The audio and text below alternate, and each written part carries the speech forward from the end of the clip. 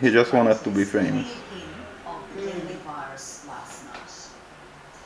Coming up, the backpackers know how to travel on the cheap. They've got nothing on this guy. Meet the Aussie who's crossed America on just $3 a day. A bit like you guys when you crossed America, $3.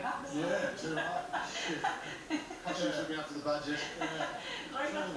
$3 for half a cup of coffee. It's terrible.